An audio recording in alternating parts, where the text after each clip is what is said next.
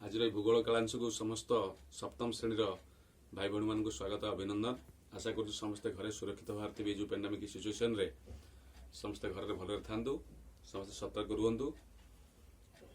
छड़ा आम देखा आम नित्य माने निहाती अपरिहार्य पदार्थ है पवन। आम जो नाक निश्वास नौचे देखा गोटे मिनिट आम नाक निश्वास बंद कर अनुभव कर पवन आवश्यकता केते अधिक। तो ये पवन मान हूँ वायुमंडल। तो वायुमंडल हूँ आम पृथ्वीर चारिपटे जो घेरी रही जो पतला आवरण गैसीय आवरण वायुमंडल कहुँ। तो ये वायुमंडल कौन आवश्यकता है आम तो जाचे निश्चित भाव में जीव जगत श्वासक्रिया यह अपरिहार्य अटे। ता छड़ा आमर जो तापमात्रा जो खरा शीत हो खरा शीत को नियंत्रण करुच्ची जो आम वायुमंडल बा पवन जो अच्छी तापमात्रा को नियंत्रण करुच्ची। आउर किसी खुशी खबर अच्छी वायुमंडल खाली गोटे प्रकार उपादान अनेक प्रकार उपादान मिश्रण रे वायुमंडल गठित होइछि। तो से वायुमंडल जो जी उपादान अच्छे आम से विषय में जाना से उपादान गुड़िक कौन जानले तुम सब खुशी होपिले। आम जो उपादान गुड़िक विषय जाना जाऊे वायुमंडल अच्छी से गुड़िक है जबखारजान लिखाई जबखारजान 78 भाग शतकड़ा 78 भाग अच्छी। अम्लजान शतकड़ा 21 भाग अच्छी। आर्गन शतकड़ा 0.93 भाग अच्छी। से भली अंगारकाम्ल 0.03 भाग अच्छी। अन्यान्य गैस अनेक परिमाण अच्छी जोड़ा सब धूलिकणा जलीय बाष्प 0.4% अच्छी। तो ये जो जी अच्छी मुख्य गैस विषय है जबखारजान अम्लजान अन्यान्य गैस हेले आर्गन अंगारकाम्ल हिलियम उद्जान एवं आहरी अनेक प्रकार उपादान अच्छी जोड़ा जलीय बाष्प धूलिकणा धुआं इत्यादि। तो देखा आम ये अम्लजान जो गठन माने गठन तो सरला। तो जाना एगुड़ कार्य कौन अच्छी जो उपादान गुड़िक से गुड़िक कार्य कौन अच्छी जमी देखा जबखारजान जबखार जो सर्वाधिक परिमाण वायुमंडल अच्छी शतकड़ा 78 भाग अच्छी। ये जबखारजान को प्राणी माने सीधा सड़क ग्रहण करती और जबखारजान छाड़ी भी दियंती। उद्भिद माने कौन करती ना उद्भिद मान मूल गोटा प्रकार बैक्टेरिया बीजाणु थाए से माने कौन करती जबखारजान को परिवर्तन करी माने उद्भिदर उपयोगी करी थांती। तो ये है जबखारजान। द्वितीय आमर आसला अम्लजान। तो आमर श्वासक्रिया निमित्त अम्लजान निश्चित आवश्यकता रही।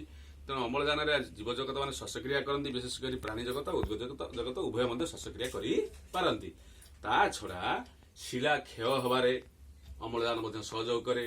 खनिज पदार्थ गठन हबारे दहन प्रक्रिया जारण प्रक्रिया अम्लजान आवश्यकता रही। तृतीय आसला आम अंगारकाम्ल। ये अंगारकाम्ल कथा आसला बेलू आम देह गोटे शिहरण आसी जाए काला अंगारकाम्ल बढ़ीगले कौन कौन हम आम जाने अंगारकाम्ल परिमाण बढ़िले तापमात्रा बढ़। अंगारकाम्ल हूँ जीव जगत में अत्यंत क्षतिकारक। तेणु ये अंगारकाम्ल तथापि किसी आमको सहयोग करे उद्भिद मान खाद्य प्रस्तुति अंगारकाम्ल सहयोग करी थाए। ता छड़ा सौर रश्मि बा सूर्य आस जो रश्मि सूर्य जो रश्मि आसूचे रश्मि की माने रश्मि जो ताप को धारण करवा भूपृष्ठ जो विकृत जो ताप हो ये दुईटा ताप को धारण कर क्षमता अंगारकाम्ल अच्छी। तो ताप को धारण कर बहुत ताप प्रदान कर जीव जगत क्षति सृष्टि करे। तापर आउ आसूची कौन ना जलीय बाष्प आउ धूलिकणा ये गुड़ आम वायुमंडल गोटे गोटे प्रकार उपादान अच्छा। एमान परिमाण बढ़िले ये वायुमंडल किसी परिवर्तन कर जमी मेघ सृष्टि कर तापमात्रा बा पानीपाग को प्रभावित कर। आज गोटा पानीपाग गोटे पाग अच्छी हठात एम परिमाण कमिले बढ़िले माने एम कौन करती ना पाग को भी प्रभावित कर पाग परिवर्तन करती। एबे आसिया किसी सहज प्रश्न को आसवा कहीं आम सरीगला प्राय आम वायुमंडल क्या कहती माने तार आवश्यकता कौन रही तार गठन सुख उपादान रही से कार्य कौन रही सरला किसी सहज प्रश्न अच्छी जमी वायुमंडल क्या कहती आम जाने पिले पृथ्वी को घेरी रही पतला गैसीय आवरण को वायुमंडल कहती। अनेक प्रकार उपादान अच्छी से विषय पढ़िले। द्वितीय आसवा वायुमंडल किपरि आमको शीत आ खरार रक्षा करे। वायुमंडल गोटे आस्तरण भाया रही तेणु यह तापमात्रा को नियंत्रण करता है। तेणु नियंत्रण जेहेतु करुच्ची खरा और शीतर आमको रक्षा करुच्ची। तापर उद्भिद जबखारजान किपरि ग्रहण करती उद्भिद माने जबखारजान को सीधा सड़क ग्रहण करिपारंती नाही। एमानक मूल गोटे बैक्टेरिया बीजाणु एमाने जबखारजान को परिवर्तन करी उद्भिदर उपयोगी करी थांती।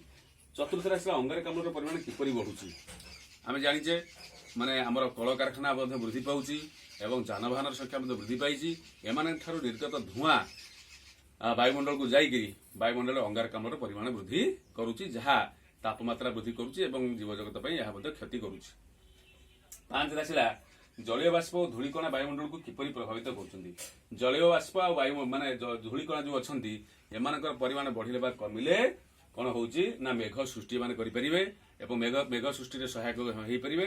ଦ୍ୱିତୀୟରେ ଏମାନେ ପାଣିପାଗକୁ ମଧ୍ୟ ପ୍ରଭାବିତ କରିପାରିବେ। ପାଣିପାଗ କହିଲେ ମାନେ ପାଣିପାଗ ଏବେ ଗୋଟେ ପ୍ରକାର ପାଗ ଅଛି, ଆବଶ୍ୟକ ପଡ଼ିଲେ ଏମାନଙ୍କର ପରିମାଣ ଯଦି ବଢିଲା ବା କମିଲା ଏମାନେ ପାଗକୁ ପରିବର୍ତ୍ତନ ମଧ୍ୟ କରି ଆଉ ଗୋଟେ ପାଗକୁ ସୃଷ୍ଟି କରି ପାରନ୍ତି।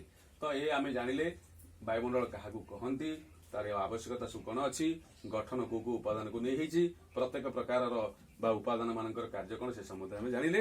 ଏହାପରେ ଆମେ ପଢିବା ବାୟୁମଣ୍ଡଳରେ ବିଭିନ୍ନ ସ୍ତର ଅଛି। ପିଲାମାନେ ଜାଣି ଖୁସି ହବ ବାୟୁମଣ୍ଡଳରେ କେତେ ପ୍ରକାର ସ୍ତର ଅଛି। ଯୋଉ ସ୍ତର ଗୁଡିକ ଆମେ ବୁଝିଲେ ଆମେ ଜାଣିପାରିବା ବାୟୁମଣ୍ଡଳ କେତେ କିଲୋମିଟର ଉଚ୍ଚତା ପର୍ଯ୍ୟନ୍ତ ବ୍ୟାପିଛି ଏବଂ କେମିତି ଆମ ପୃଥିବୀ ଘେରିକିରି ରହିଛି। ପରବର୍ତ୍ତୀ କାଳାଂଶରେ ଆମେ ସେ ବିଷୟରେ ଆଲୋଚନା କରିବା। ବର୍ତ୍ତମାନ ଏହି କାଳାଂଶ ଏତିକିରେ ଶେଷ ହେଉଛି। ଧନ୍ୟବାଦ।